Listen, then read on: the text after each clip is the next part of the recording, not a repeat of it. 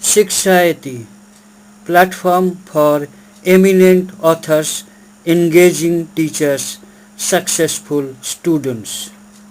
To know more, email. Industrial sectors reforms. Industrial licensing has been abolished except for certain industries. The industrial policy is aimed at maximizing production.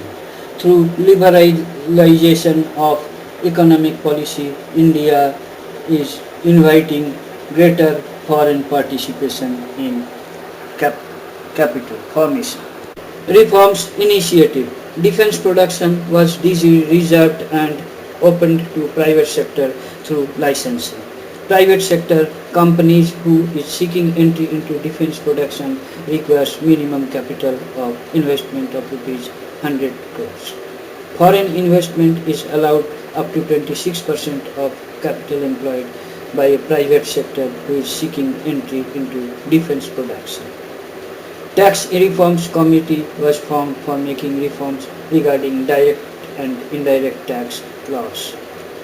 Reservation for public sector.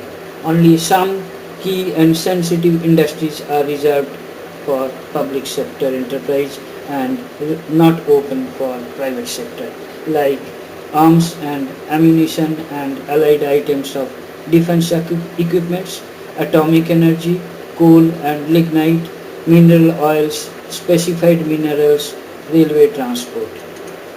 Delicensing. Licensing policy has been abolished except for following 15 industries having basic and strategic importance, like coal and lignite, petroleum and its distillation products, distillation and brewing of alcoholic drinks, sugar, animal fats and oils, cigar and cigarettes of tobacco, asbestos and asbestos-based products, plywood, veneer and other decorative wood-based products, tanned or dressed fur skins, paper and newsprint, electronic, aerospace and defense equipment, industrial explosives, hazardous chemicals, drug and pharmaceuticals, entertainment, electronics.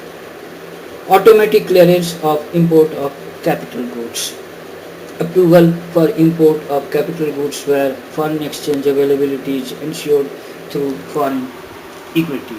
Automatic clearance for import of capital goods up to 25% where of value of plant and equipment is given to the importers.